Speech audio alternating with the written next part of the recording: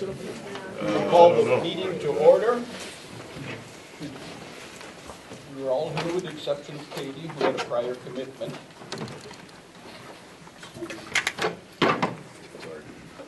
No. That's Katie. With all my friends over here. If you'd stand, find a flag. And join us, if you will, as we say the Pledge of Allegiance. Allegiance to the flag of the United States of America and to the republic for which it stands, one nation, under God, indivisible, with liberty and justice for all.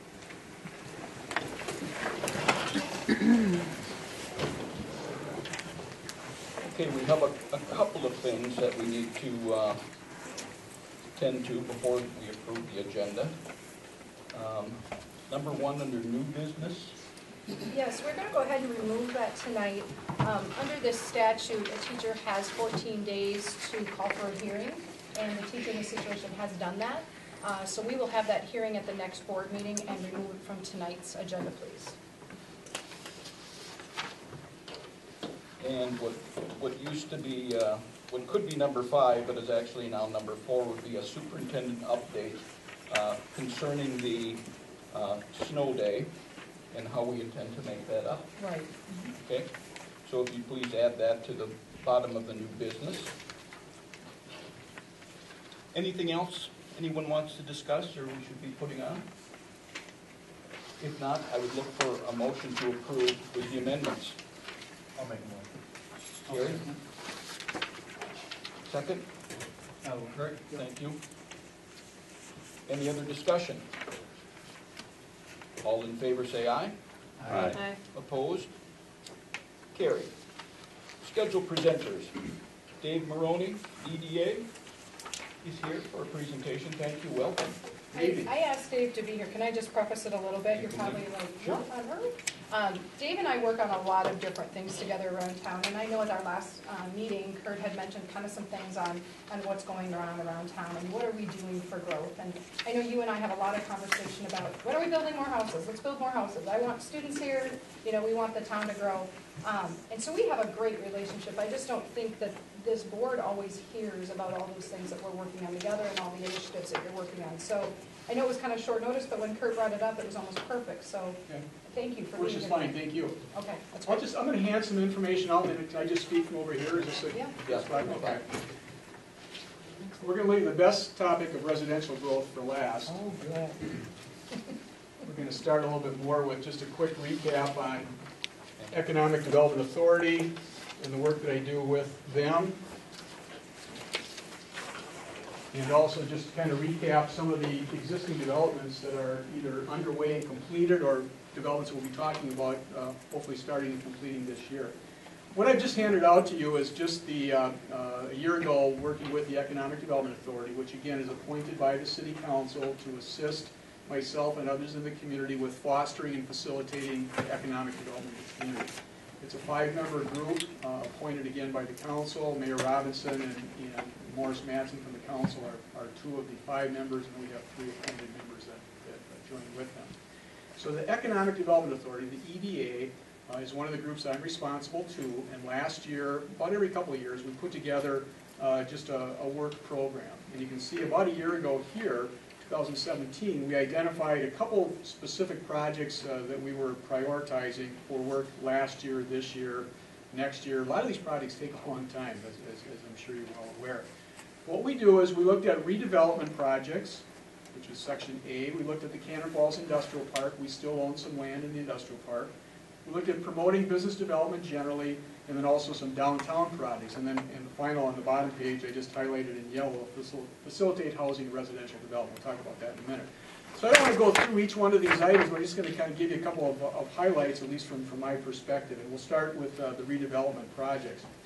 You all know we've got a lot of conditions out along the South Highway 52 corridor, east and west, not just related to Highway 52. We've got some older properties out there that have probably outlived their useful life, and we've identified as an EDA several properties in that area as targets for redevelopment. We've been having some success. You're familiar with the Grand State Hotel. That's a new development in that area.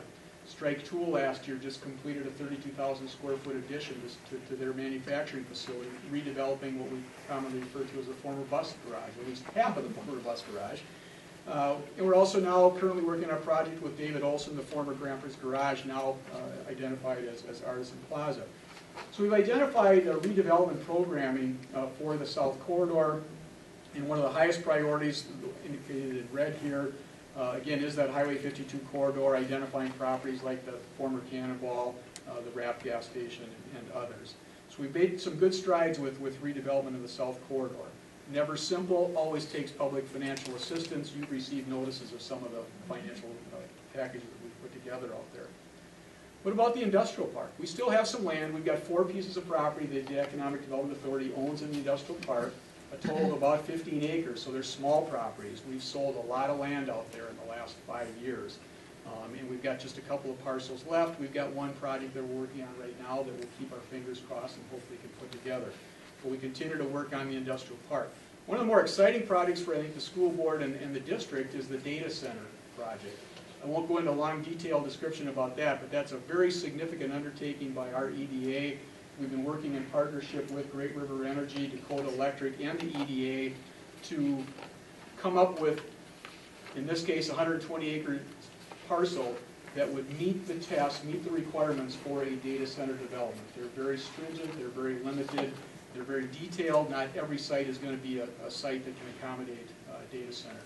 We've spent the last 2 years evaluating our 120-acre site, and we've passed all of the tests. And about a month ago, we received certification from Great River Energy that our 120-acre site that we've been planning the last 2 years is now certified as a data center development site. That's a big deal for us because not only have we met the tests of meeting the physical requirements for that kind of development, but we also have Great River Energy and Dakota Electric as our partners. And what better partners than folks who are out there promoting the use of electricity and power capacities to data center developers. So we're excited about that. Promoting business development. We try to go out and meet with our local industries on a fairly regular basis, either the Economic Development Authority, Chamber of Commerce representatives, etc. But we like to talk to the local employers, find out what they've got going, what they're looking for in the future, and try to assist them as we can. And that's our Business Retention and Expansion Program. We talk about the CFLF. What the heck is a CFLF? That's the Cannon Falls Local Foods Strategic Plan. If you've been out to Grandpa's Garage recently, Artisan Plaza now renamed, you'll see that David Olson is continuing to move forward with a substantial redevelopment of the former Grandpa's Garage. If you haven't been out there, get out there and take a look. But this is a food-based business. We, the city, we, the EDA, are working very closely with David Olson to continue to assist him with developing that property into a local food attractions. We're working very closely with the farmers market and creating a food hub. Wendy Robinson working with us on that project. So pretty exciting opportunity, and that's a high priority project for the city and the EDA. The downtown projects. We've heard a lot about the downtown. You've heard a lot about the winery. The winery is still moving forward. There's still a number of steps that we'll be working with the winery on. I was just mentioning to Rob that next Tuesday the council's holding a public hearing on their request for property tax abatement. So we'll continue to work with the winery to see if that project can be developed in that location. And also working on a parking plan. So again, if we look back just to 2017, and these were priority projects, again in red, identified through our planning process, but you see other medium priority and lower priority projects, not that they're really lower than any of the ones that we've just mentioned, but there's a lot of things going on, and I spend a lot of time working with all of these projects, not just the priority ones that I mentioned. Let's get to the real, maybe more important project that we'd like to talk with you about in the future, and I've talked with Beth a lot in the past, and Rob and others. And that is, what about the residential growth of this community? What's happening there? What's the city doing to spur on residential growth? Challenges. You know that. We've talked about that. There's challenges in terms of economics, the cost of building, the cost of renovating, the cost of buying land to build homes is not getting any less expensive. It's expensive to build new housing, rental or ownership. We don't have a site out around town right now that just jumps out and says, not only is this a great price and affordable, but it's suitable for development as a residential neighborhood. It's difficult, it's expensive, so we don't have that right now. We're trying as best we can through the EDA on a softer approach of trying to pick pieces, sites, 1, 2, 3, 5, 10 sites scattered around the community that might be affordable and suitable for the development of homes, and then try to find builders and financing to get it done. You know this, it's not simple. We had 17 homes built last year. That's the most that's ever been built in the 9 years I've been here, so that's great. But it's not comparative to other more growing communities from a residential perspective. So I would enjoy, and I've talked to Beth about this in the past, I'd enjoy working with the board, working with the school district. You help us, we'll help you, because we can use the help to try to figure out what really is the market, what are the price points, who are we building for, where can we do this, how can we continue to, to move that residential growth forward in a meaningful way in this community. And honestly, as I indicated on the plan here with the EDA, is I've got members talking with me about housing on the EDA, but we've been so focused, so involved with the commercial industrial end that we just haven't spent much amount of time in terms of really facilitating and promoting that work. We're interested in doing that. I've got a couple members of the EDA working with me on that as we speak. We've talked about Grow Cannon Falls, and if we can kind of work together, maybe that becomes the next big thing for Grow Cannon Falls. We've done the commercial industrial, we'll continue to do that, but maybe it's time. Maybe it's time that we really focus in on residential growth and development and see if we can find a way to get it done, because it's not easy. It just isn't. But we're very willing to do that, and I think participating with the school board, the school district would be a great help. So that's something we need to work on. I think in the interest of time, I'll maybe stop, and if there's any questions about what I've said, or maybe some projects that are going on, or maybe projects that aren't going on you'd like to talk about, I'd like to do that. If you'd like me to come back in the future, that's something we can schedule too. But what are you hearing? What do you think? What are your questions? How about Dave, what type of trend do you look at when you look at residential versus industrial?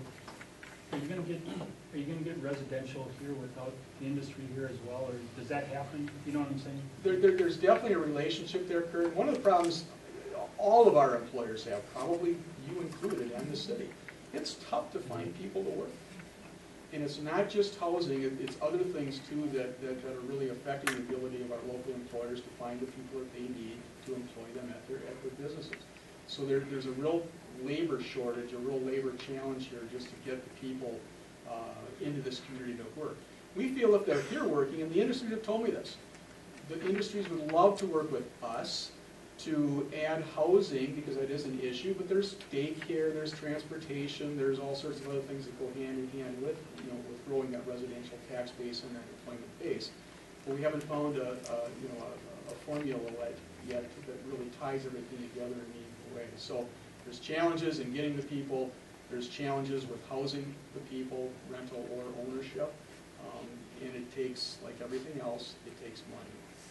And that's something that, at least on the EDA side, we haven't said, okay, here we go. We're putting this money on the table and we're going to get this done. It's tough. So we're kind of at the edges of that. How many sites are available at the Mendeville development? Across? Yeah, across the street. There's 121 conceptually platted lots, but not platted yet officially. So the only 6 lots that are over there now have sewer and water with 1 house on it. So we've got 5 vacant ones left. But then there's 117 or so in addition to that on the conceptual plan. So in terms of growth, my view, Bev, significant growth opportunities in terms of a residential location, that's probably it. We've got pretty good soils, the utilities are there, it's well located, it's accessible. Why is a lot there cost $60,000 in Zumbrota, it's $30,000? I mean, the lot, there's $30,000 difference in lots. It's realtors. No. That's wrong. No, it's not. And I mean, you're a part of the Right. housing initiative, you're a part of all those meetings, and I think we're doing some great things even with our own students. I mean, 1 house is built every year, and it's because of the school and the housing initiative program. I'm wondering if the EDA should start investing in lowering the cost of those lots so that they're affordable. Because we have people that want to live here, they just can't find the right lot to do that. And now our that price, 17 are built, we're going to run into problems. and our price point with housing initiatives. I mean, we've historically, at least the years we've been on it, a $25,000, $30,000-ish lot is about it. When you look at the cost of building the home and even the size homes that we're building and their high quality and with the assistance we get, it's still tough. It's still tough. So we've got to have a piece of property, a piece of bare land, doesn't have to be 117 lots like across the street. We've got to have a meaningful sized piece of land that we can buy at an affordable price, or someone maybe works cooperatively with a nonprofit like us or the school to donate and facilitate and provide land. We've got to have a piece of ground that's an affordable entry price. You should look at our bus garage. That's a really nice, you could change that into something really nice, I'll bet. Well, it's, in all seriousness, Beth, I mean, we've got, Yeah. I mentioned the route at the beginning of the meeting. We're working now on a piece of property that's 5 lots. And we're excited about it. We're excited about it because we think it's in a reasonable location. We think that we're going to be able to service it with utilities at a quote-unquote affordable price. And we think that if we get that going in that direction, that hopefully the cost of construction will allow us to come in with truly quote-unquote affordable end products. But it's tough. It's tough. And when we're looking at $60,000, $50,000, $45,000 for lots on top of increasing costs of materials and labor, it's tough. So I really blame Mark Walter. We need more Marks to be out there and helping us. You know, those things, those teachers are harder and harder to find. I mean, trying to find a teacher to do that, Right? if you find one, 20 schools want that teacher. So, you know, that's going to be another problem too. So like I said, and that's my message to the board and to Beth in the past as well, that my EDA is more than willing and interested in getting more involved with residential development. That has not, in the 9 years I've been here, that has not been the direction. In fact, even before that, I'm guessing it wasn't. It's always been commercial industrial. And for a town of 4,000 plus people, this community's got a lot of good employers and a lot of people coming in and out of this town every day. And there's been a fair amount of success on the commercial industrial side. But residential growth has never really been a high priority. And part of it, I think it's just the way I view life. Part of it is, this is a difficult town to build lots of houses in because of the topography and the rivers, et cetera, et cetera, et cetera. So it's not easy, but I think we're well situated. And our discussion at City Hall has been if we could find one good site with some decent acreage or multiple sites with some decent acreage, that's step number one. Step number two then is finding the labor to come in and build homes of some level of quantity. And we have to be able to put the dollars together to do that. And we can do some things with public financial assistance to do that, but it's got to be done. Is there a HRA group that you guys can look at? We don't have a housing redevelopment authority, but our economic development authority has the statutory right to become involved in housing if they choose to, and they just haven't done that. Now you're going to see a project this summer, the Wood Knoll and River's Edge. There's 39 units of housing between Park and Highway 19 on 9th Street. It's the former USDA rural development homes. Those apartments, 39 units, are going to go through a substantial renovation this summer and fall now with Three Rivers doing that. The good news is it's being done in its time, but the bad news maybe in terms of additional students and pupil units here, the majority of the residents there are elderly. I think there's a fourth or so of the 39 units that are working employed residents, so it's predominantly senior oriented. But that's going to happen and that's going to help, and those kind of projects will help overall our housing, mix of housing in this community. What is your numbers equated on the end of everything you listed out? I'm not sure what all those numbers necessarily mean. 14, 9. Oh, okay, yep, good, yep, I didn't mention that, it's an excellent question. Points. Yeah, what we did, Points, yeah. but how are they established points? Yeah, we did that with the Economic Development Authority members. So what we did is we set forth a long list of projects and then narrowed them down and then prioritized them. So the high priority projects, the ones in red, were the ones, if you take Cannon Stock Convenience Store, number 1 under A, 14, that's a combined point total from those who voted for this as a high priority. 14 is a low priority, not high. So if we got 30, 28, 26, 24 points by the voters, by the folks that looked at this, those became high priority projects. Yep. So it's, again, just a means of us kind of managing our workload and trying to, where we get time, saying, well, okay, here's something that you said was important, let's work on that. And we're making good headway, I think, but it continues to evolve every year. Anyone else? We'd love to have you come back for more extended conversation whenever you get time. Be happy to do that, and seriously, I mean, I really would welcome, I hear from you individually at times, but again, as a group on this housing, because I know how important it is to the district, the EDA, myself, and others are more than willing to work more actively in this area, and if you want to provide some direction, some assistance, and participation, we'd certainly welcome that. Last little question, you haven't updated me recently anyway. What's the chance of that intersection coming in on Hardwood Way? In our lifetime, pretty good. So I don't have to worry about it. I'm just thinking with. Oh, yeah, I don't have a good Okay. date that would have any meaning, Okay. any legitimate meaning. Gotcha. Okay. You have his contacts. Oh yeah, I can send that to you. We talk hard to. I'm usually complaining about something. No. Thank you for your time. Yeah, thank you. All right. Thank you. Have a good evening. Bye, Dave. Thanks.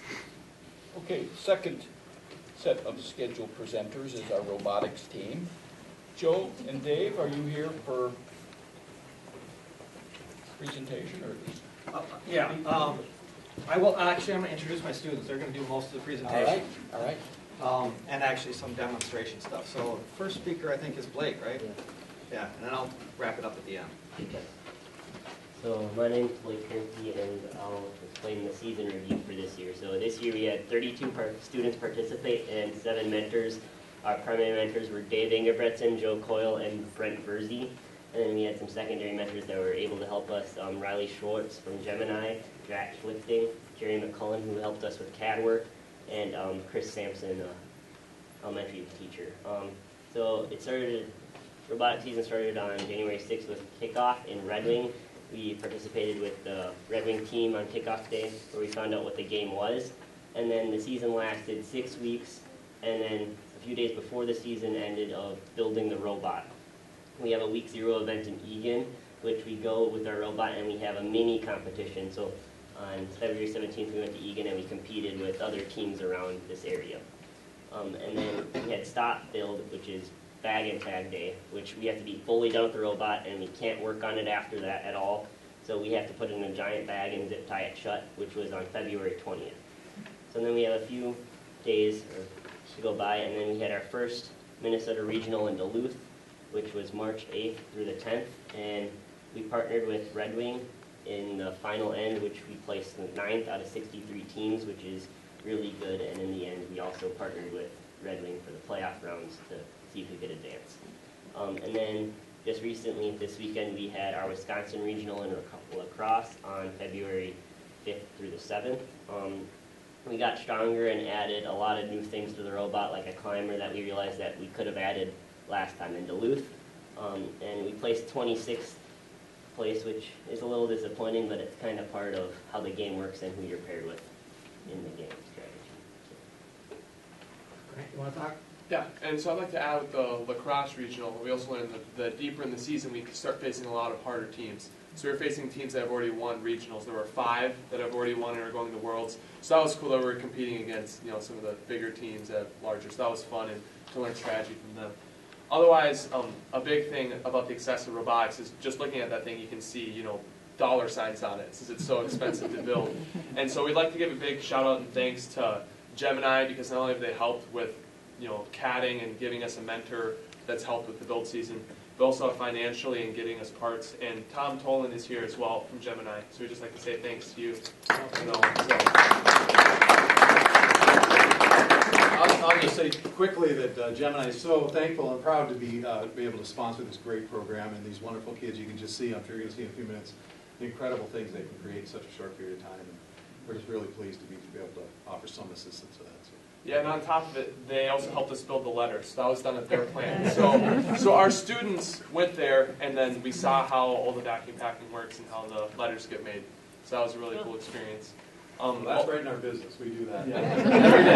Every day. And I'm sure Dave just slipped his mind that Gemini's also building a 40,000 square foot facility right now, adding on our 7th building at our campus. And then we also had Monsanto that helped us a lot this year with a big donation so we could do our 2nd regional. So this is our first year doing that and kind of testing how that works, if we can do that for the future. And then also some financial in-kind sponsors we have are IBM, Nick's Diner, Quality One Woodworking, who helped us and gave us wood for our projects so we could test out our robot through the build season. Interstate Building Supply and StarTech also all helped as well through the season. And then we had some tours of Canon Equipment and Neufeld Industries, so that was also interesting to go to. So, without our sponsors, we wouldn't be able to do this, and so we always try and reach out and find more to help fund this because it is an expensive activity, but what you get out of it is more than your money's worth. So part of the host sponsor thing is making sure that we keep in contact, and community outreach has been a big part of it. For us in the first program is a lot more than just building the robot. It's about spreading the word about STEM and getting kids especially involved in projects. And so we've gone throughout the community to try to do that. One of our ways we've done that in the past is a Lego camp in the summer to encourage younger kids, I think 2nd grade through about 5th grade, they build their robot out of the Lego robotics kits that Carrie Schliep has, and then go through a competition that we have. So that not only fosters new generation of BombBots, it also is a fundraiser for us so that we can obtain more money to help build the robot. Like Grant said, that costs a lot of money.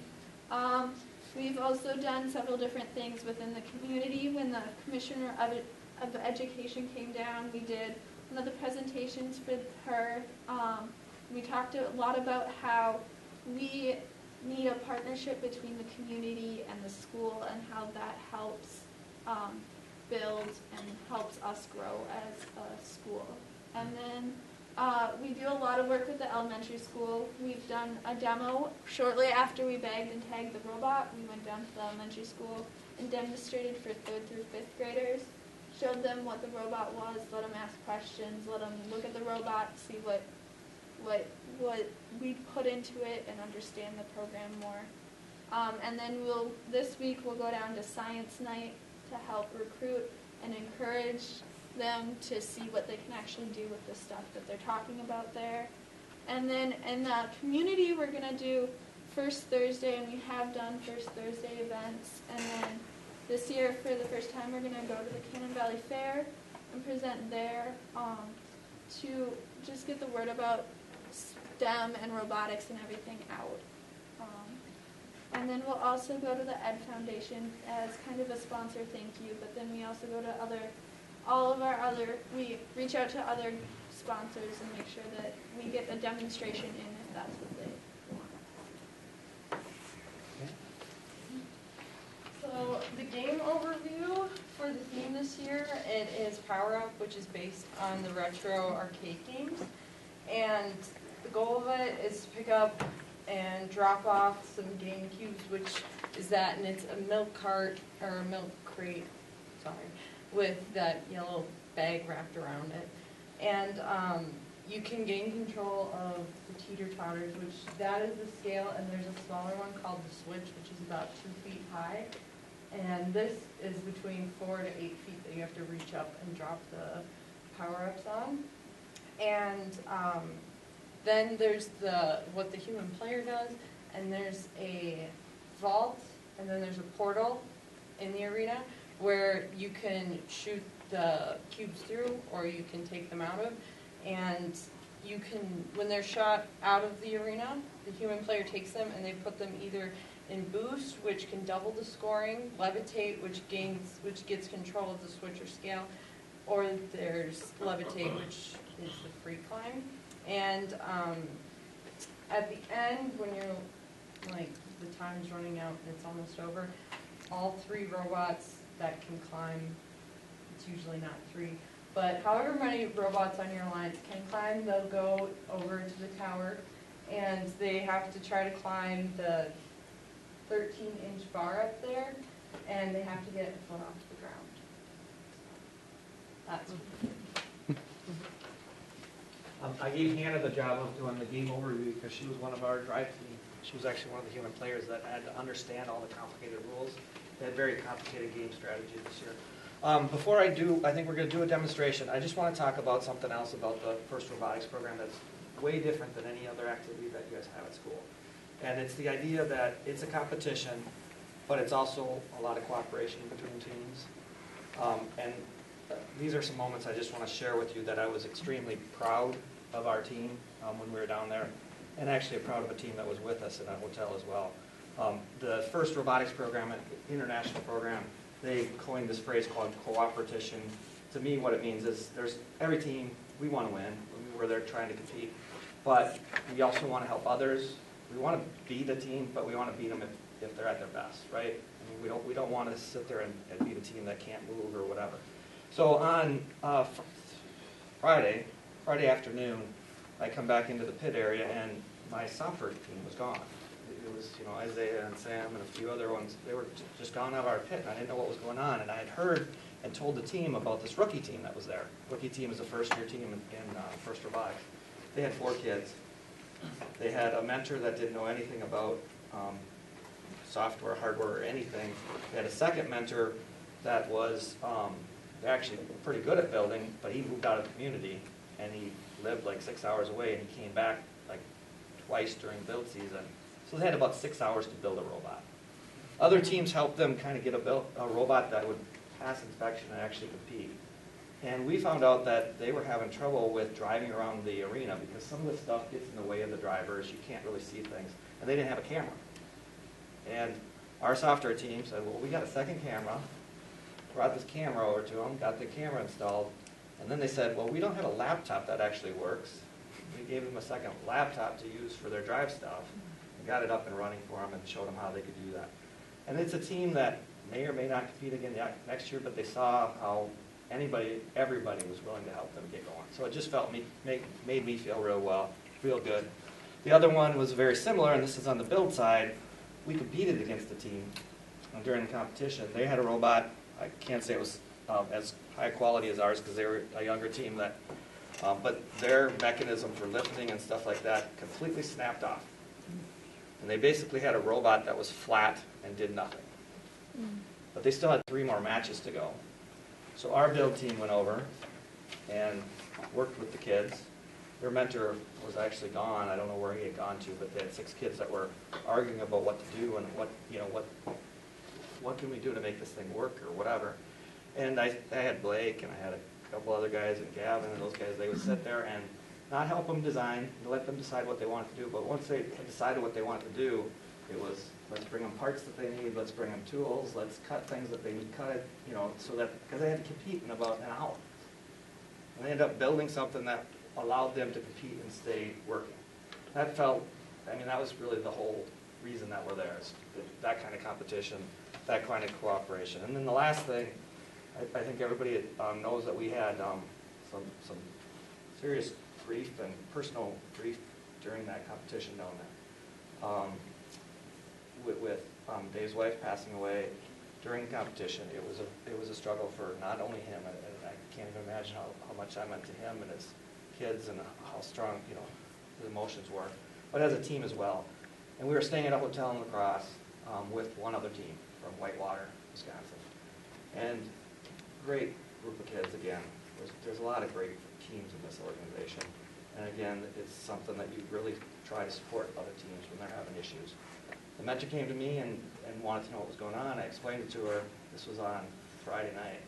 Saturday morning, and I apologize to Dave, I didn't bring this thing, but on Saturday morning, 12 hours later, they had made this huge sympathy card. Each kid had kind of handmade a little box, and they 3D printed some BombBot stuff, and they had candy, and they had all this stuff, and it was just this pop-out box. It was just amazing thing that the kids they gave to us. Our kids were, at that point, pretty emotional about it and thankful for them. But it was just another one of those examples where they see somebody having an issue and reaching out. So this program does a lot more than just build a really cool robot. It teaches kids. I always say that there's a lot of experiences here that we go through and learn about. Talk about the marketing and the sponsorships and the, there's software, there's hardware, there's design, there's CAD. But then we ended up with, as a team, another lifelong personal experience that kids came together and really supported everybody. It was a pretty powerful time. So, anyways, I'm going to let the kids do a little bit of a demonstration, and then you guys can open it up to questions, talk to the kids. What we're going to show first, if you want to get in the right spot, when you have the competition, the first 15 seconds is what's called autonomous. And what autonomous means is that you can't somebody behind the curtain or whatever. I don't know who's going to start the autonomous, but you don't run the joystick, you don't run the controllers, and you get extra points if you do well with this. Our robot actually did one of the cooler things in the competition was trying to get it onto the scale from here. And I bet out of the 60 or 53 teams that were in lacrosse, there was probably 2 or 3 that could, well, maybe 5 that could do what we're going to show you. In Duluth, there was probably 2. And we weren't one of them. We tried. We practiced. But we learned and we figured it out and got it figured out for lacrosse. So you got the autonomous program ready? Mm-hmm. Give that a try. And I hope it works now. Okay, go power cycle it. That's fine. You hit the space bar, didn't you? Then the second part of the competition, after 15 seconds, it starts into what's called teleop mode for about a minute and a half. Our drivers, at that point, we have one person controlling the drivetrain on the robot, so driving it around, and we do have a camera to help them once they get on different parts of the field. And then a second person is actually controlling the lifts that will go up and down and the shooting in and out. You ready, bud? Okay. That controls the shooting up in and out. That's being done with this Xbox controller. The driving is going to be done with the joystick controller. Okay, so we'll walk through that in a minute. One of the things that was talked about by somebody was the idea that we added a climber at the after our first competition.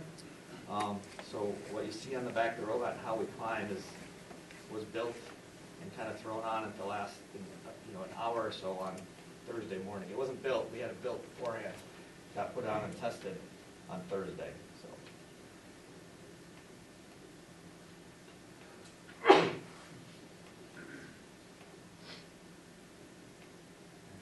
Ready?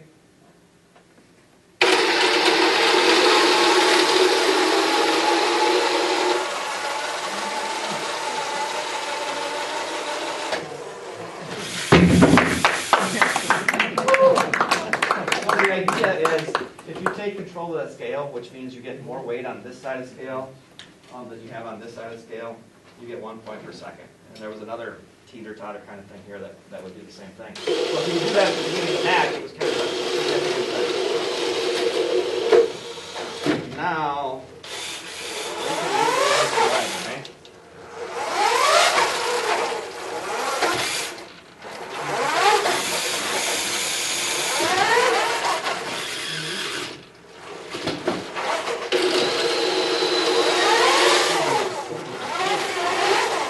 You want to catch it, Kurt?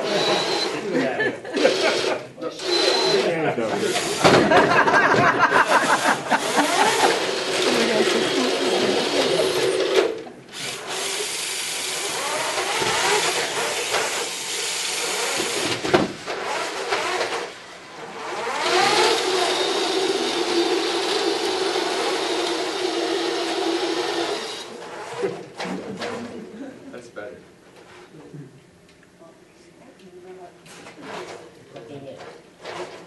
I'm not the driver. We're on the drive team. We'll do one more demo of the climbing part.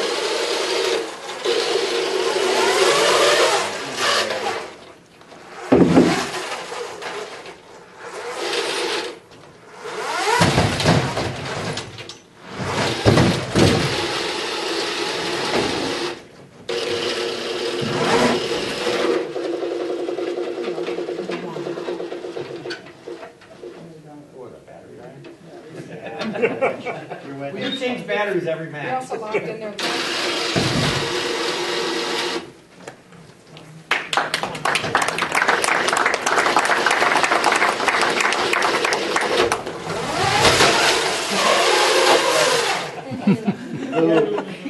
We almost got It doesn't change.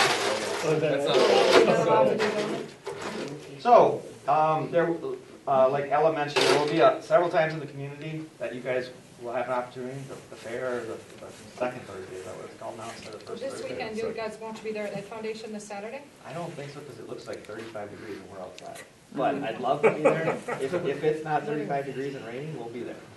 But How come you guys were televised? I was able to watch you the whole time you were in Duluth. I wasn't able to watch you when you were in La Crosse. Why are some advertised live and? It was televised, you probably, I may not have sent you the right link. Yeah, I couldn't find many people that had it this time. Yeah, it was, all the That's too regionals are televised.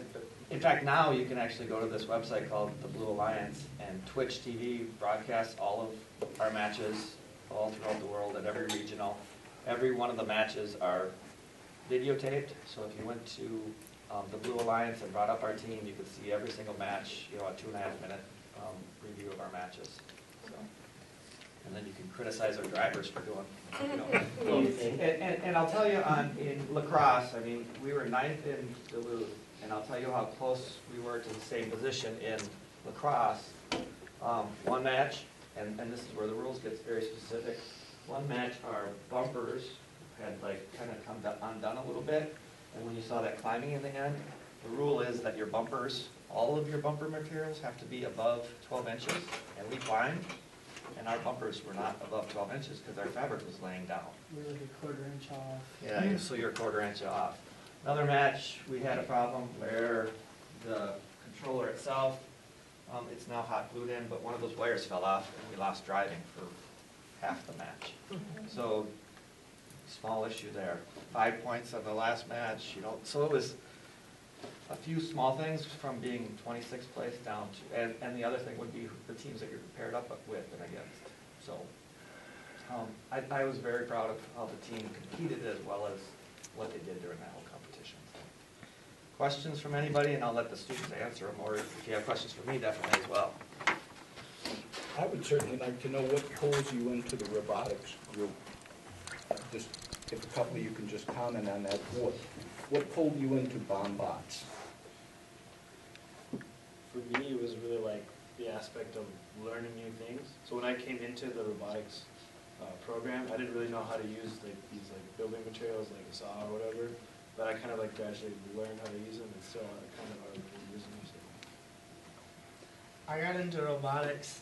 I'm not normally known for liking technology, techy stuff like this, but when I was in the first year of robotics, but my good friend Blake, he's always telling me the whole entire season about the robot and everything, and then when they got to the competition in Duluth, Blake said they snapped a piece of a better blower, Half-inch screw. half-inch screw, completely in half, and I was like, That's pretty cool. that's pretty cool. So then I was like, why not give it a try? And this is my second year in it, and I'm so glad that I joined it, and Blake convinced me to do it, because it's a blast. I love doing it. And this year he did the American flag. I don't know if you guys want to move it, but he made that American flag and he helped CAD it up. So he was learning. He made the whole cart. Yeah. So that was his project. Wait, that's my garden cart that I don't get. Stacy's.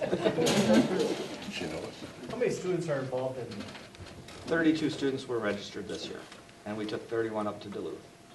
It just depends how many kids register. There might be 40, there might be 25. Yeah, and like I mentioned, that rookie team had 4 or 5 students. There was a couple teams like that, and there was teams that had 70 kids at the competitions. There's some that I'm not going to say I can handle 70. There's one team there that There's one school that has 4 separate robotics teams yeah, because they have so many kids that are in the program. I would like you to eventually stand up and tell us who you are, because that's the recognition we'd like to see from you, in addition to just supporting your teammates here. So, Why don't you start, Sam? Tell them your Just say name your and name tell them and what your your grade. You'll be good. primary role on the team I'm is. Sam. Basically, This is my first year in the robotics team, so basically, I haven't really found a position permanently on the team. I sort of walk around and help out when people need stuff done, and Yep, as an 8th grader, that's exactly the right role to be in. Thank you. I'm Saskar Bakta, and I kind of float around from place to place on the team. My one big project, though, was holding like this kind of Rubik's Cube competition at one of our competitions up in Duluth, but I unfortunately got sick, so I couldn't go to the competition, so I couldn't hold that. I'm Isaiah Wildenberg. I got to be captain of the software team this year. Just handed down from your brother. Yeah. Royalty. I'm Tom Suker, 11th grade. Just like Samskar, I kind of float around and help wherever's needed. But at the lacrosse tournament, I was held the position of a student ambassador. So I got to hold tours to VIPs, and fortunately there was a 6th grade tour at the tournament. So I got to take some 6th graders and show them everything that robotics is made of. I'm Zoe Jesh. This is my first year on the Bombats team.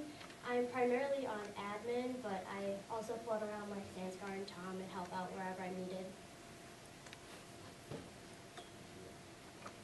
I'm Nathan Van Zylen. This is my 2nd year on robotics, and last year I was kind of like the rest of them, I just kind of float around, but this year I got a more specific job. I'm the treasurer of the team, so I make sure the build team doesn't go for budget. Yeah, that's my role. It's pretty simple. Yeah. I'm Blake Kernke. This is my 3rd year doing robotics, and I'm the build captain. Xander? Yeah. I'm Xander. I worked somewhat with wiring, and I joined really late in the season, so I didn't get to do much, but I did wiring and some admin and little tasks. Oh, and I was also an events ambassador, kind of like Tom, but at Duluth, we did that across. I'm Luke Langdon, and I was known for in the shopware build team. I'm Sydney Specht. I'm a first year on the Bombats team, and I do some wiring here and there. I'm Samuel Coyle, and I'm under Isaiah's rule on the software. And it's my first year, and I'm in 8th grade. I'm Hannah Delk. I'm a senior, and this has been my first year. And I started off on the admin team, but then I kind of drifted over to build just because I got to do more with the robot, which I at first was kind of really nervous about because it was way out of my element. But I've had a lot of fun doing it, so I'm kind of sad I didn't do it 2 years ago when it started. I'm Ella Coyle, and I'm a senior, and this is my 3rd year on the team. I'm the administrative captain, so I do all the marketing and PR. And I did a little bit, I floated around a little bit more this year than I had in the past. Grant Schlichting, also 3rd year, and I've done strategy for the past 3 years, so that's kind of been fun. Game strategy, reading the rule book, which is huge. But And I think just to wrap it up, we really need to, and I know every single kid in this room would agree with this, Dave and Joe are remarkable. Every year you come to me, and I don't know how you make it on the budget that you do. I've literally let you into the building at 4:30 in the morning. I know how dedicated all of you are. I came in my pajamas. Everyone got to see Miss Geese in her pajamas. It was 4:30 in the morning. But if we didn't have Dave and Joe, and I know we've got support from the community and all those things, but if we didn't have you two, I think everyone knows that this team would not be what you are. And you talk about all the things that they're good at and their way of being. That's because of your leadership. And I see how you interact with us, and it's paying off with these kids. So I think I'm speaking for all the students here when I say you guys really, really deserve a round of applause, because you're amazing.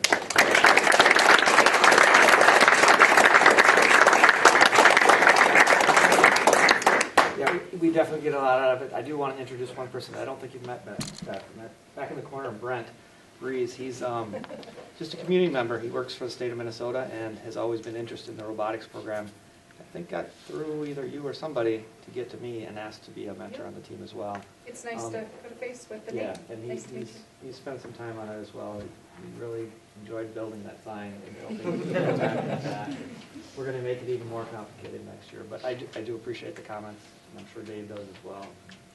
It's a program that does take a lot of time, but we get a lot out of it, so. Let's not do 4:30 next year. Me too, that'll be perfect. Yeah, exactly. No promises. So, any other questions? Thank you very much for letting us present it. It's an impressive group. Do you guys want to break for 5 minutes? We're We're going to take 5 or 10 to break to allow folks to move out, move equipment out, and we'll re-adjourn in just a few minutes. Thank you.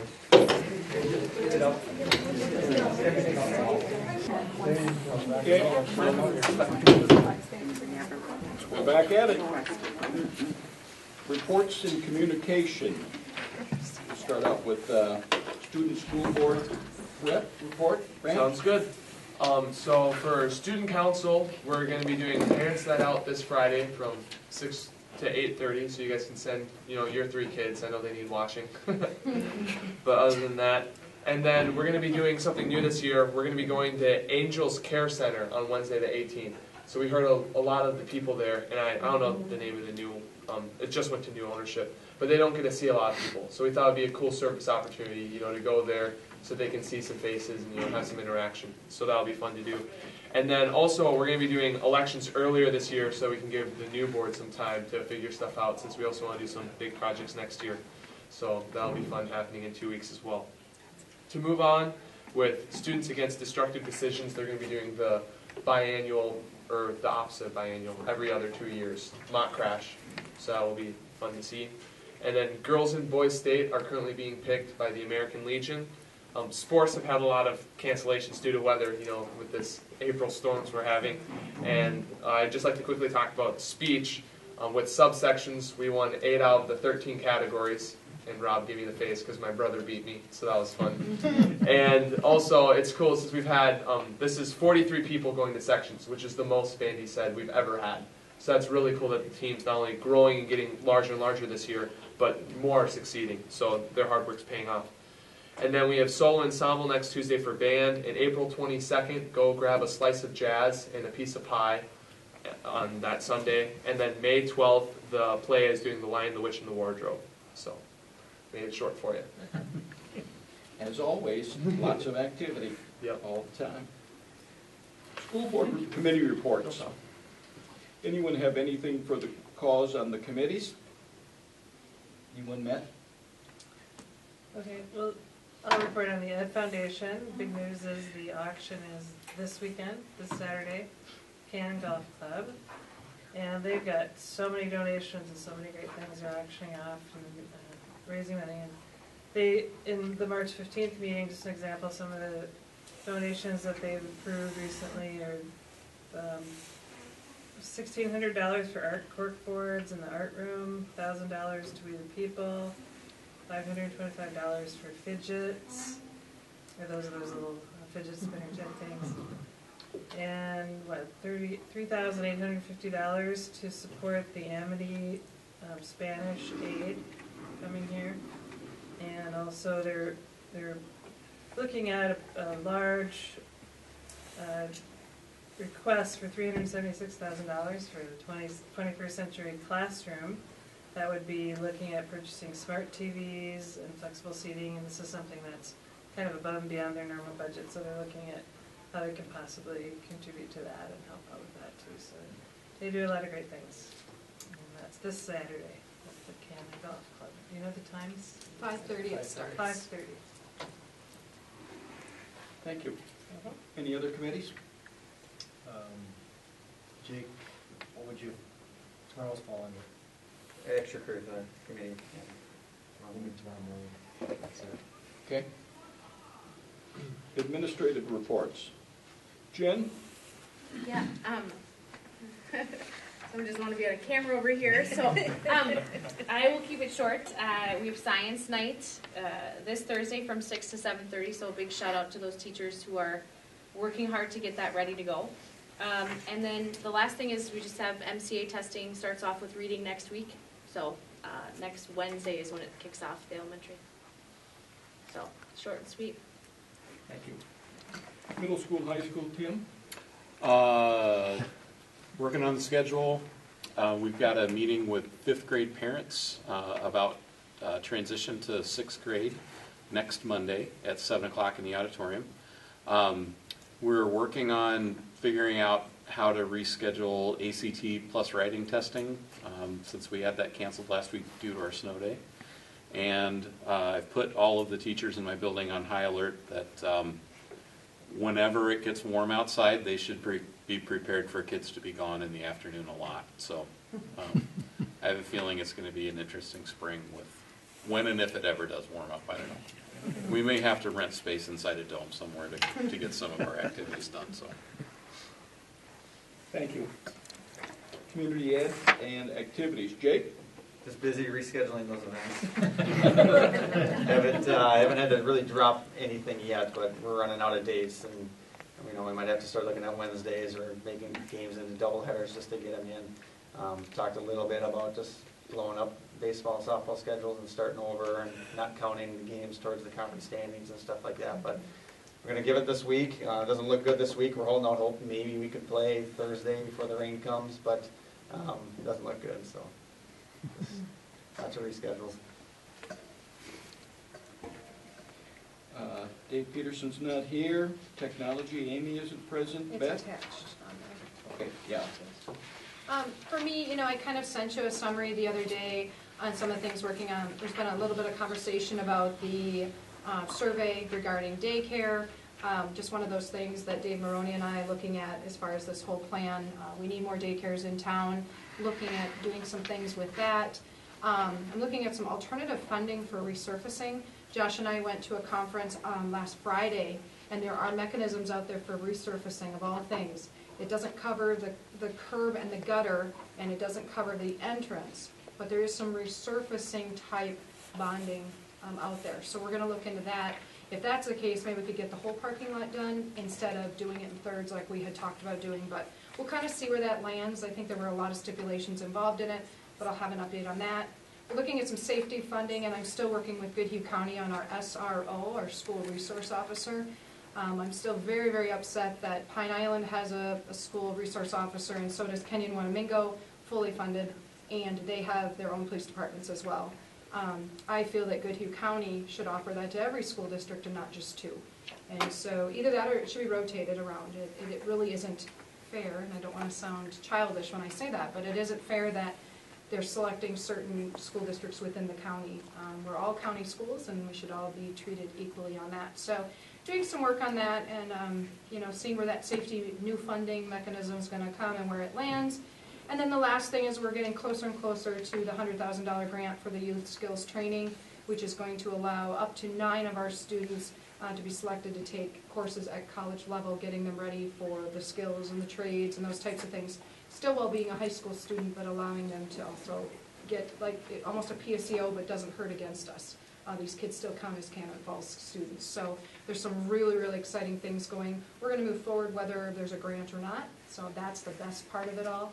We've invested a lot of time into this, and Tim is on board with this as well, and we're really excited where this could go. So some great things there, but if we got the grant, that would even be bigger and better, and things that we could invest into our own trades and things here. So I'm really excited. The area of manufacturing is blowing up, and we have to have these kids ready to go for the skills that they need for those jobs. So that's where I'm at. Busy, that's for sure. Was it, you had mentioned a little bit about, was that a grant for law enforcement in the school? They receive a grant through Goodhue County for their 2 police officers. It used to be because they didn't have their own police departments, but that's not the case. They all have their own police departments as well. So for us, are we looking at doing that? Is that a discussion topic? I don't know. I just don't remember talking about it. No. Until I know the answer from them, I don't know if I should be applying for grants, if I should be talking to McCormick. I don't even know what to bring you because I don't know what the county is giving us. So until I don't have anything to give you or ask you or anything. So right now it's just trying to figure out why are 2 schools and not the other 6. It just doesn't make a ton of sense to me. So just trying to get some answers so that I can bring it to you, because then you can make some decisions on what you want to do. I know Zumbrota-Mazeppa funds theirs. I haven't heard the final result, but I believe that was something they were actually going to reduce, because it's close to $100,000 a year by the time you pay benefits and things like that. You're well aware if you're on the GCD board, we did purchase, or I don't know what for GCD, and that's, we pay 1/5 of that police officer salary. So Why didn't they put this up there? at GCD, Yeah. it's a level 4 setting. It's actually probably really smart. It's where the #1 calls go. Yeah, I'll debate that, but sure. remote. Yeah, the most calls in Red Wing is for that school, not Red Wing School, GCD. Right, GCD. Yeah. So is this, it's, used to call it a liaison officer, right? Mhm. Is that part of the funding? Would part of that funding come from the legislature We'll see, discussion? they've changed, I've heard $18, I've heard mental health, they're gonna put it towards that, that would mean another counselor or social worker. I just don't know. If you listen to last Friday's report, I'll be at the Capitol all day Thursday, maybe get a better handle on it there, but every Friday there's a switch in where they wanna put their money for safety. It would be nice if they would just allow a district that has no, camera system to use it towards that, or if you don't have a school resource officer, to be able to use it for that, and let the boards decide how they want to use it instead of being so specific, but we'll find out. I'll know more on Thursday. Each one of the legislative bodies has got a different promotion for this, don't they? Absolutely. And the governor's got a third one, so somewhere along the line, let's hope they mesh. And the governor's is very different than the House and the Senate. They're a little closer than where the governor's at. So I don't have an answer for you. Maybe. As usual, we'll never know till the last day. Could be. Okay, public input. Does anyone wish to speak to the board about matters of district concern? Done. Okay, let's move on. Nothing under old business, under new business. The resolution at the top, we are not considering at this time. Consideration to approve the 5-year transportation plan. Okay, the only reason why this is attached is Robert made a great comment on the last one. Part of the budget reduction was taking from the supply budget, and Andy agreed to that, and he agreed that he would find a bus for, and if you look under 1819, replace bus 24 for $10,000. Replace bus 25, $10,000. He also believes he can get vans. Now remember, our vans can't be over 12 years old. To transport a student, we gave him $8,500. So instead of giving him $20,000 lease for a bus costs $100,000, he's going to try to get one for 10. This was an agreement we made, and Robert was there. He believes he can do this, and I'm not moving on this budget. But this is the first time you've seen the altered budget since our last transportation meeting. So there's nothing really to discuss here or to vote on. It's just I want you to be able to have a reference if you want to look at it. So in the first column, the only changes you'll see are the 10,000, 10,000, 8,500, 8,500. That is new and different. Thus far, we haven't had a bus breakdown. And our supply budget is really getting under control now. We've really reeled it in. So I think it's working. I think we're doing some good things. We'll see. Andy uses his resources, if you will, to scour buses for us. Yes. And we asked him specifically, could he, and he feels very confident he can. Now, I believe, and correct me if I'm wrong, Beth, it used to be you had to find a bus that was stated only for the state of Minnesota or built for Minnesota. I think now it's a little bit looser. You can go out of state It to was a find buses. very silly mandate. It had to be, the final build had to be in Minnesota. Yeah. Which is just silly because one of the biggest manufacturers was Louisiana or something like that. I mean, you should be able to buy a bus from Louisiana and use it in Minnesota. That's silly. So I think, I agree with you. I think Yeah. that's helped. So he can find an older bus that's not in new weather and make it last. And the reason why is our next assessment, we know that 2 of them, they're very, very safe buses. Yeah. And we know that they're safe, but they're so strict on different features on it, they won't pass. So we'll have to use those as Yeah. parts buses and things like that. I think Andy was told by the inspectors they will not pass them next year. But not because they're not safe, No, because of features that yeah. are on it. Either that or the rust too. They Yeah. can't fix them. But yeah, it was, you're good, but this is your last year on them. So far so good. We're really reeling in transportation. If anything, we're under budget right now, which is a fabulous place to be. for right now. Yeah, Rob doesn't want that statement. Yeah, true. Everything comes up. So that should be a discussion item or a voting item? Nope, I really, it's consideration approved. You can approve it if you want because there's been an amendment, a change, and maybe that's the way it's listed, so you could do that. I just wanted you to see what we had changed at the transportation meeting. So sure, why don't you go ahead and approve this? We can change on the fly if we need to, so I would look for a motion to approve the 5-year transportation plan as shown. I'll make a motion to approve it. Motion by Rob, No second. second by Kurt. Other discussion? All in favor say aye. Aye. Opposed? Carried. Consideration to approve a 10-cent meal price increase for 18-19. This one's self-explanatory. The only category that we are deficit spending is our kitchen. I think we do as great of a job as we can. We do need to stay in line and keep up with the federal minimum increase. So you can see it in your packet where that would put us. We're very in line with other schools. You can't make a profit off lunch. It's still a very reasonable price for a lunch. So my recommendation would be to approve the 10-cent increase for next year. I'll make a motion to approve. Jerry, is that you? I'll second. Yep. Jerry on the motion, Brenda on the second. Other discussion? All in favor say aye. Aye. Opposed? Carried. Consideration to approve the 18-19 activities handbook. Okay, really no, one change, page 3, I have it highlighted if you have a color copy. Just under the job descriptions for the head coach, I added that they must have head coaching certification and/or licensure and complete the required continuing education requirements. And that's a state high school league requirement. Head coaches must have that. There's a couple different things. They must either have a coaching minor, which they actually don't even offer in college anymore, or go through some coaching courses to get that licensure and certification. Kind of reaching back to a different era, it used to be part of the process, didn't it? Then they took that away and it wasn't mandated anymore? Yep, so to be a head coach, you must have that now. We've had a handful that have had to go take this 8-hour course in the summertime to get it done in order to be a head coach, so. Yeah, I was thinking we had that in last year, but it's probably at this year's MSHL. It's been a requirement. It just hasn't been in our handbook, so it's something we've required because the state high school makes you do it. But I figured it'd be good to be in here. This whole thing might be worth looking at, just kind of revamp. But I think it just kind of jumps around topic to topic. I think it could be revamped, maybe a summer project. So As I was looking through, and we discussed it just briefly, it'd be on page 15, item 31. You're right, some of the stuff just needs to be re-looked at and reevaluated. I think there needs to be some other changes.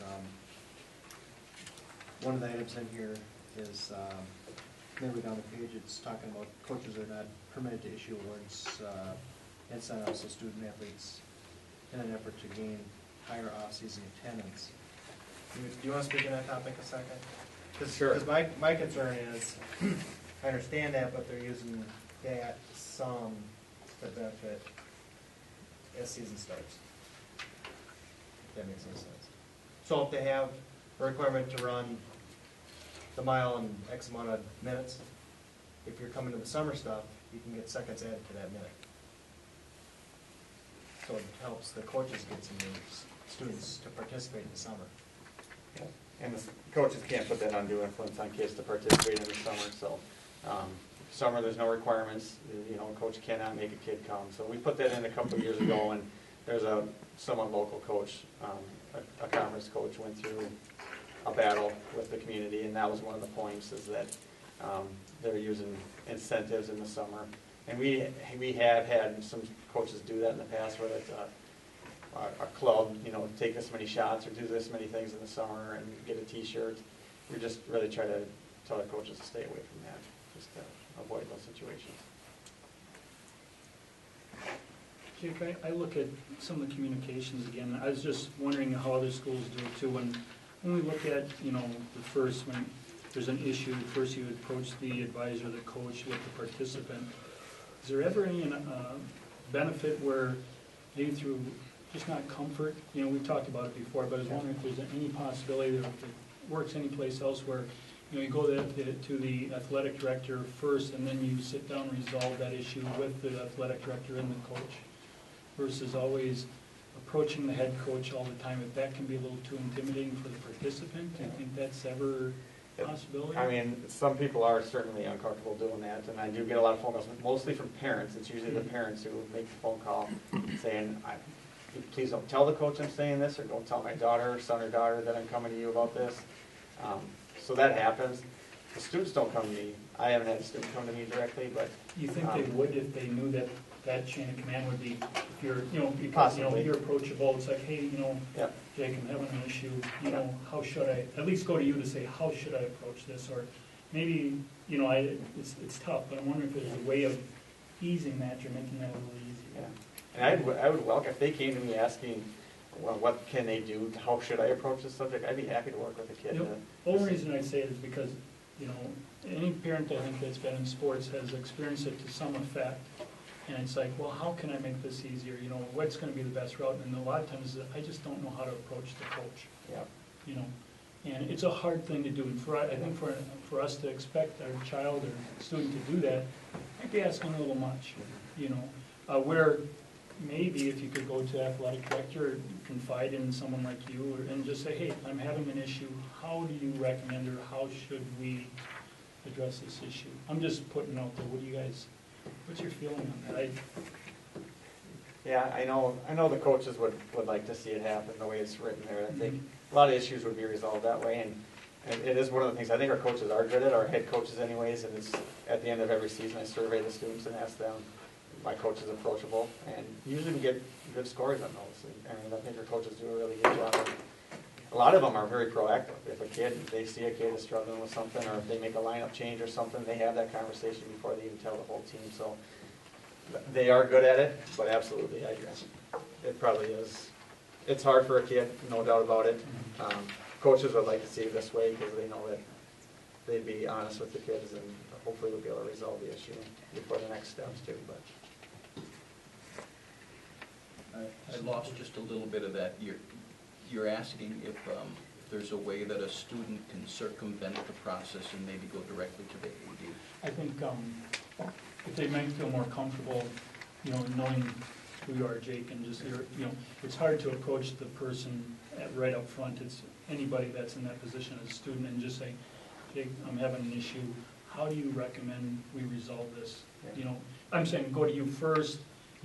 From that point, do we go to the head coach together, or just say, you know what, so-and-so, you need to take this on with the coach. This is an issue that I think you should take on with the coach yourself. Sure. Or it's like, listening to what you have to say, maybe we should talk to the head coach together, Because I think there's that step that can be very difficult where, some just don't have that ability to just be that upfront with their coach, I always see it as kind of the maturation process of a young person and an athlete, that sometimes you need to do that yourself. You need to step in that arena and take it up with them without outside resources. I just feel it's, that our kids now are involved with athletics in second grade. And I think they understand the process, and they understand the hurts and stuff that go with participating in sports. And personally, I like to see them go to that coach and try to work that out directly one-on-one. I think it's a good process, and it's a learning process for some people. I'd like to think that too, but I just don't think it happens all the time. And I'm not saying there's a problem out there right now, but I've seen it in the past, and that's why when we look at this, something maybe to address a little bit and say, is there another way?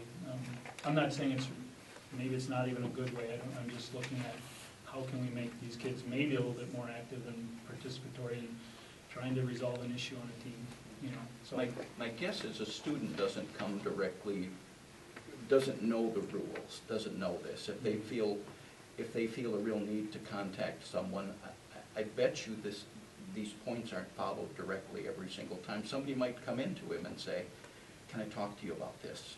And certainly that student then, that athlete, is circumventing the numbers, but it's just the way it happens in a real world. They'll come to you.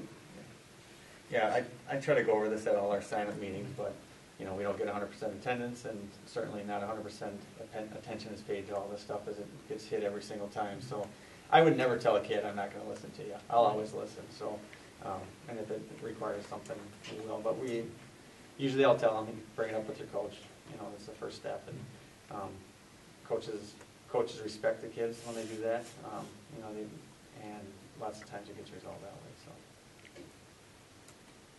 I would think it's easier for the student to talk to the coach than have the parent intervene in there. And I'm sure the coach would rather talk to that student. Anyone else? I'd like a motion to approve the 18-19 activities handbook. Brenda on the motion. Second by Jerry. Further discussion? All in favor say aye. Aye. Opposed? Carried. Good conversation. Next one, superintendent update. I wrote down action item, but this has to do with I think I'd like to give you what I think my plan should be. all right. I have this fixed for next year. We are going to, and you'll see all of this soon, it's in the early stages of being developed. Lori, we have it on the next board agenda to present it for the first time? No, May. It was May, but if you want to move it up, we can. No, I'd like it to be in May because I still need to meet with the teachers group and some other groups to kind of work through this. After 2 snow days in the future, we'll have a plan in place for when this happens. What I would like to do with this year, and it never fails, that snow day always falls after spring break. There's not much we can do. There's no day I can steal from. It is crazy to bring back students. We have enough seat minutes in. It's crazy to bring them back that Monday. School is done. I can't gain a day before testing or anything like that. If we bring them back, we pay for buses, we pay for cooks, we pay for the paraprofessionals. It's a very expensive thing to bring kids back, and obviously our seniors would be done. What I would like to do is set up a Google Doc and have our teachers log 8 solid, good hours of anything of their choice, things they've been wanting to get done. For example, we could save on curriculum writing. If someone's working on a big project and they want to submit 8 hours of curriculum writing as their, we would do 7 hours. 7 hours they missed, they could do that. If they attend something like, we're doing ALICE training on June 19th and 20th, as long as it's before the 30th, they could log those hours because they're going to get trained in ALICE training with us, and there's approximately 20 of us, 15 of us that'll be going to that. There's a lot of different ways that teachers can make up these hours that I think are a good bang for the buck. And on top of that, as many of you know, the last few years, because when we rotated a day over, and it was a combination of kind of a comp day for conferences that didn't work out well, our teachers actually were working 1 extra day. And no matter how many of us looked at that calendar, none of us caught it. And so we know that that's good for kids, and our teachers would never complain about those things, but they did give back those, they didn't get a day. It's not like we paid them out for it or anything like that. So my recommendation or my plan is to have these teachers all complete 8 hours of what we consider, administration, Jennifer and Tim, of hours that we feel are deemed necessary. It'll be 7 hours, I've got to quit saying 8, to have them turn those hours in. That's how I would like to move forward. If you don't agree with that, we can add it to the next agenda item as a discussion item, and we can certainly have a vote on it. That won't happen tonight because I think you need more details on that. But I know I see teachers walk out every night with big old bags on their shoulders. Some of them have those rolling carts. They're putting in hours and hours and hours of extra work. Obviously, you can't count those for this. I want it to be something of substance, but our teachers are working a lot of hours off the clock too. So that would be my recommendation. I think it's the route to go. Of course, the day fell after spring break. Had it been during spring break, it would have been easy. We would have brought the kids back. That's 1 more day before testing. It would have been perfect. I don't know if the kids would have loved it, right, Grant? But we could have pulled a day from them. There's not much I can do at this point. So again, this is just conversation tonight. I'm letting you know what I would like to move forward with. I need to give my admin team something to start working on. I would be approving the final log. The principals would be approving what they're working on. I think it's the route to go. So we've got the student days achieved, regardless of what happens. So now we're talking about that day contractually, and how we as a district are gonna approach. And again, in the future, we'll have, and you're gonna see this, it's gonna be called a bold day, and we'll have a plan in place for that third day. This will never happen again. But it is happening right now, so we need to deal with that. So your recommendation is independent study, if you will? Taking things home. Of substance. This isn't gonna be, yeah, I did 8 hours of correcting papers. I mean, our teachers wouldn't do that anyway, but, and I'm welcome sharing that Google Doc with you. I think you'd be impressed with the types of things that teachers are working on. Some of them are completely revamping some things in Schoology that I'm really impressed with. Those take extra hours. There's people doing some really neat things. We've got some training this summer that, you know, they could trade off those hours.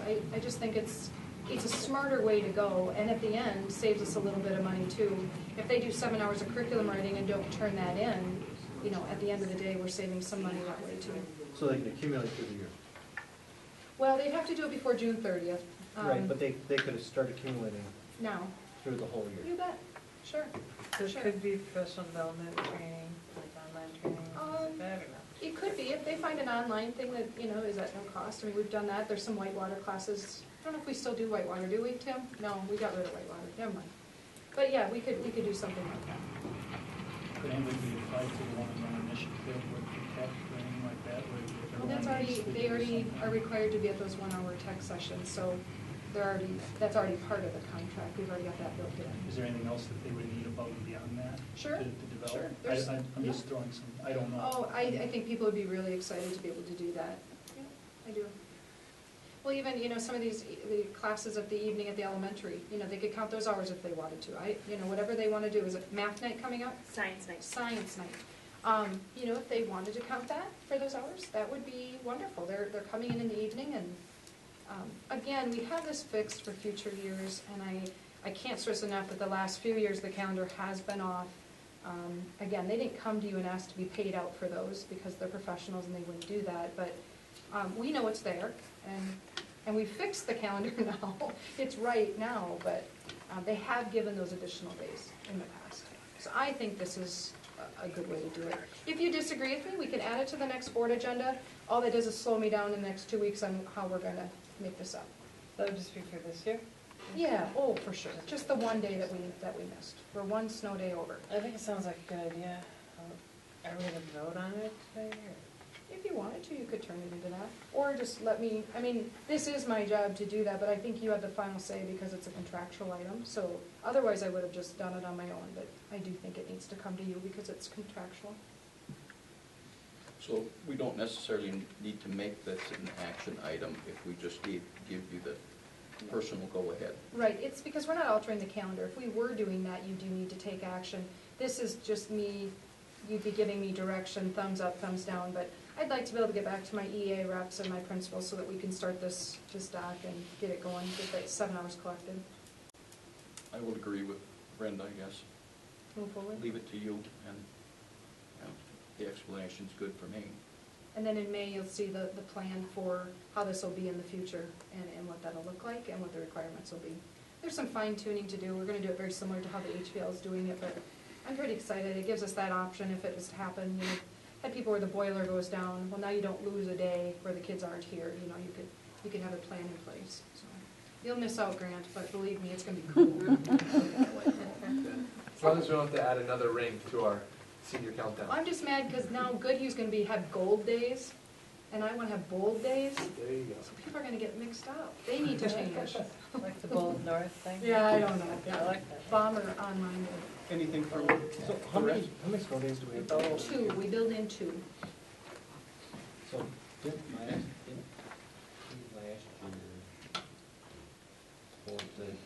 We moved a day to the beginning of the following year because we were doing some projects, but I don't really want to carry it into the next year. no, I don't Yeah. disagree.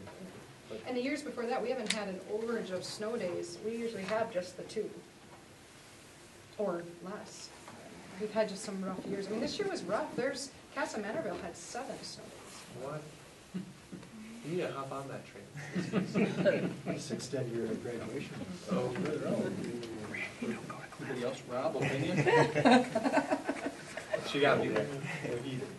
Okay with you? No objection. Okay, I think you've got an affirmative there. All right, I'll keep moving forward then. That's all I've got. Okay, you see the rather busy agenda on April 23rd. Take a look at everything. Those won't all happen. We haven't even started interviews. We'll have Some of plenty, them. we'll have plenty of other things to do, I'm sure. Mhm. Anything for the cause group? I just got a question, this might be more for you, Brenda, which you talked about the Education Foundation and looking at donation of funds. How do we decide what the funds would go towards for the district? Is there a way of, with that amount of money that's going towards it, is there a way that the board or the district looks at and says where our needs are needed most for that? You approve their donations, is that what you Yeah. mean? Requests come But from do we ever- individual teachers. What's that? The requests are submitted from individual teachers.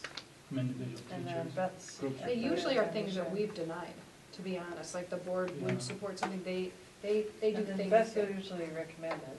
It will go through Beth. Is there ever a possibility where, would they ever meet, say if we come up with a shortage in our budget itself, would it be something where the board would go through and say, hey, this is the needs of the district at this time, would the Education Foundation be willing to meet those needs?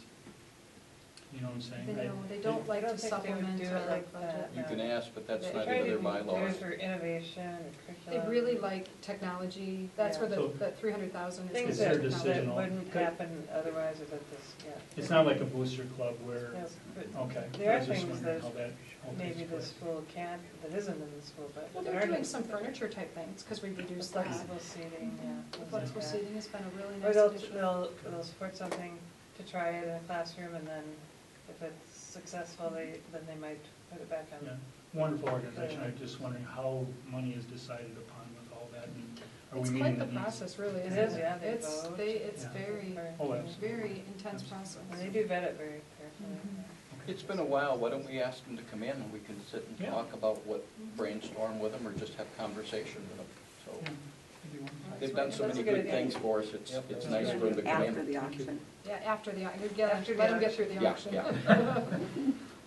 Okay, anything else?